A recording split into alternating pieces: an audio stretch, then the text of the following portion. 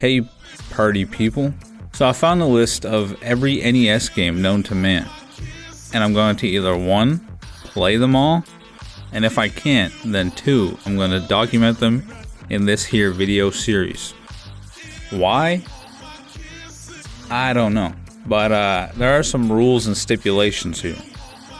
1, I must be able to play this game in totally legal ways without giving my computer a virus. 2, it must be in English because I am a pea-brained, good-for-nothing, mono-languaged man. But I will give it a quick rundown, just for the sake of the video. 3, I will touch on sports games, but very briefly, unless there's some, some crazy, I don't know, we'll see. 4, it must be an officially licensed NES game.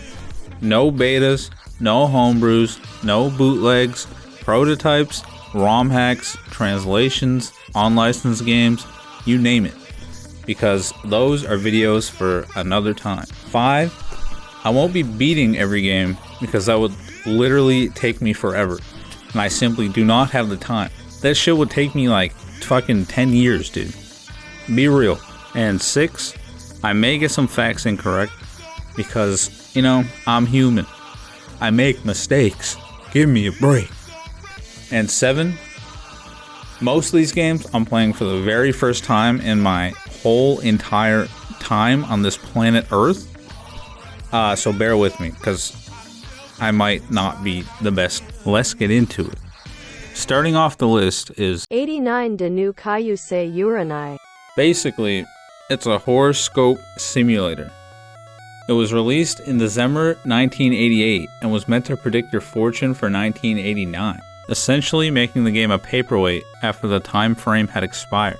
From what I can gather, you insert your details and the game would give you your life fortune, annual fortune, monthly fortune, and daily fortune, as well as your male to female compatibility.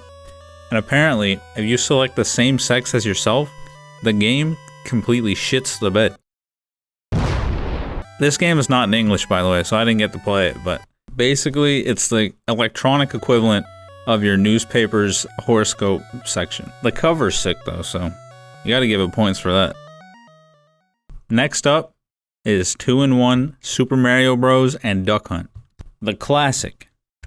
Super Mario Bros. Doesn't need an introduction, but it's a side-scrolling platform game released in 1985, selling over 40 million copies worldwide, making it one of the best-selling video games of all time. Now, I don't really see a reason to get too deep into, Mario, because everybody and their grandma's grandma has at least heard of Mr. Mario Bro. the Third, but here you go. According to the game's manual, one day, the kingdom of peaceful mushroom people was invaded by the Koopa, a tribe of turtles famous for their black magic. Everybody was turned into stones and bricks and even horsehair plants. Thus, the Mushroom Kingdom fell into ruin. Princess Toadstool, the daughter of the Mushroom King, was the only one who could undo the magic spell, but during the whole incident, she was kidnapped by the Great Koopa Turtle King, aka Bowser. Mario, and I quote, the hero of the story, maybe, in brackets, maybe, brother. If Mario can't save the day, I might just have to step in. He hears about the tragedy and sets out on a quest to free the Princess Toadstool so she can undo the black magic of the Koopa and save the Mushroom Kingdom. Then boom, you're thrown in to collect power-ups, coins, and to utterly shit on the Koopas and the Goombas and the Oompa Loompas. Also on this cartridge is Duck Hunt.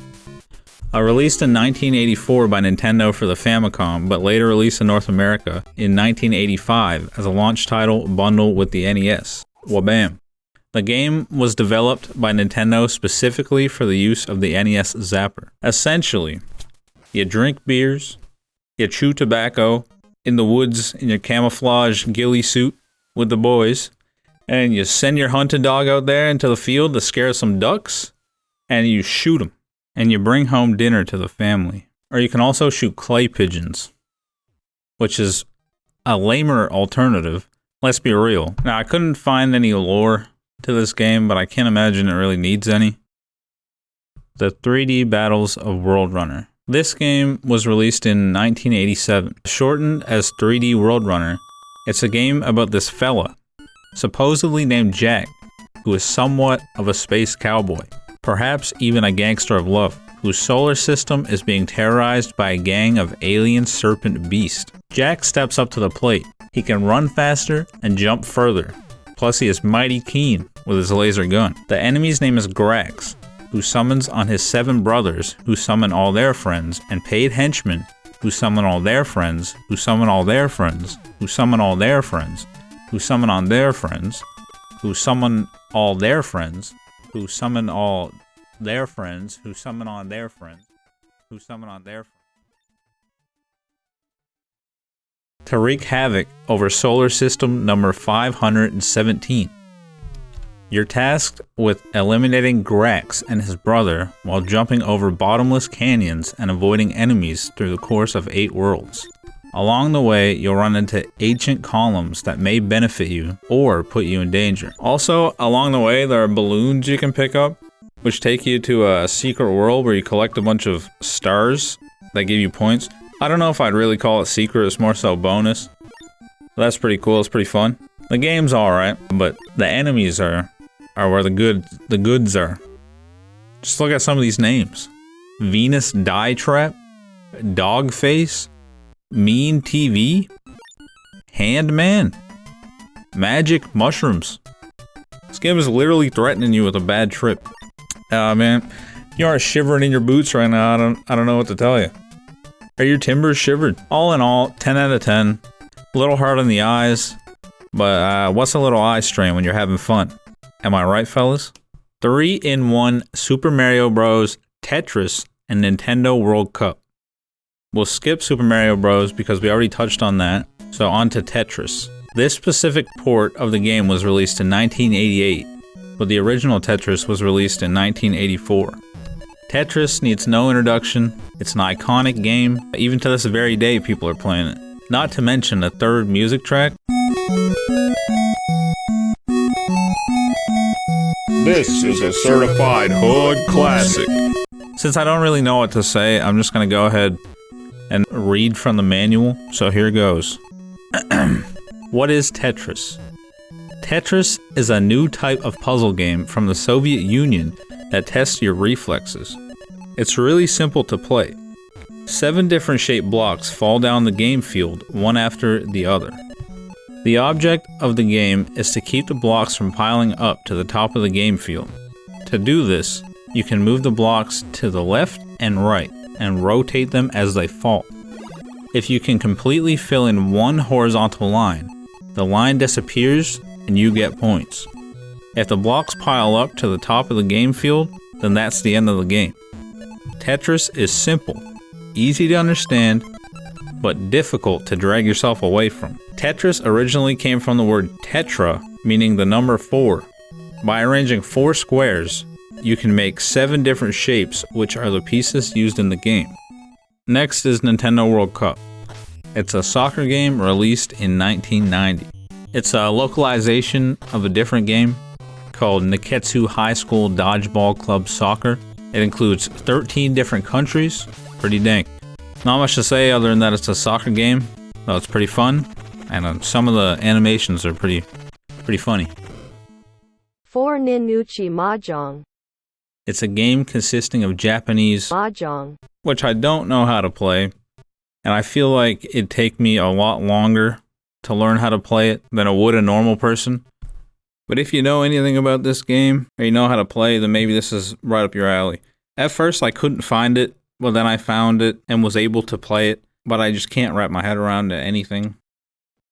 720 Degrees. Basically the Tony Hawk's Pro Skater of his time. It's a skateboarding game where you collect points from doing tricks and cash that can be found around the map, and unlock skate parks while simultaneously avoiding cars, criminals, and killer bees. For what reason, I don't know.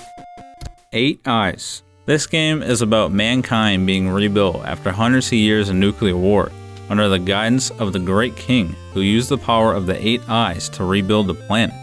The 8 eyes are jewels that were formed at the center of the 8 nuclear explosions that nearly destroyed the Earth. The Great King's 8 dukes stole these gems in an attempt to take over as rulers of the world, and in doing so have banished the king to the nuclear wastelands, and threatened to plunge the world into war again.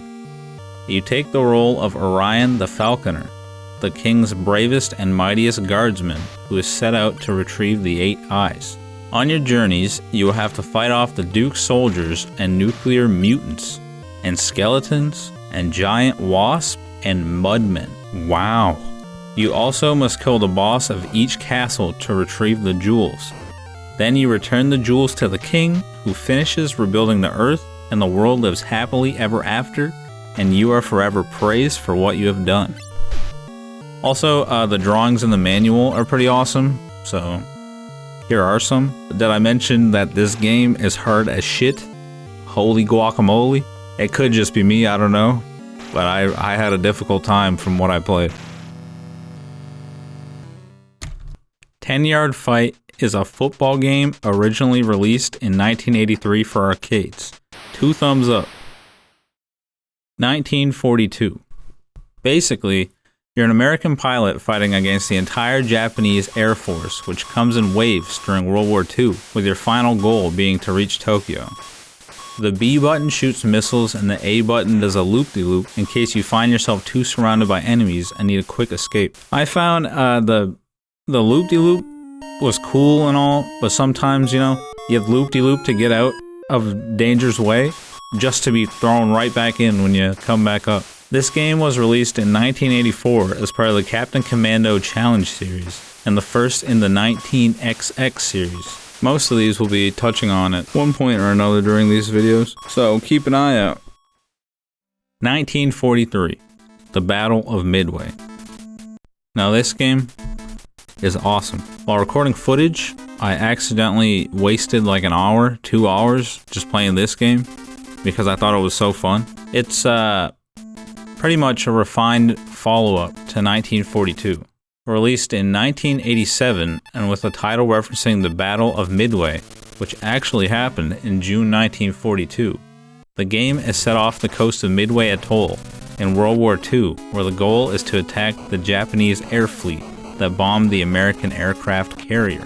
As the game states, in 1943, our main fleet and the enemy's mobile unit have begun an intense battle off the coast of Valhalla Island. During the battle, we have suffered tremendous losses and lost the carrier Hawkness. You are the only hope.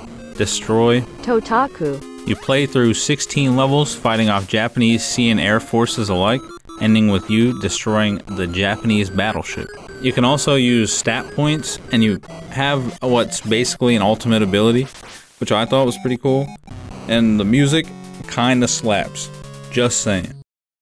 1999, Horo Mita Koto Ka, Seiki Matsu. This game's not in English, so I couldn't play it, but I will still give you the brief rundown. Don't worry. Calm down. A few high school students were camping in the countryside when they see a UFO land nearby.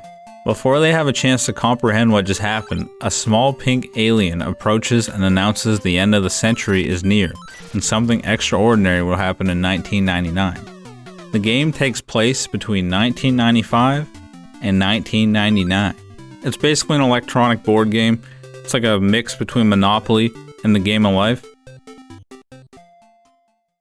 That wraps up the numbers. Next episode, we will do letter A. A is for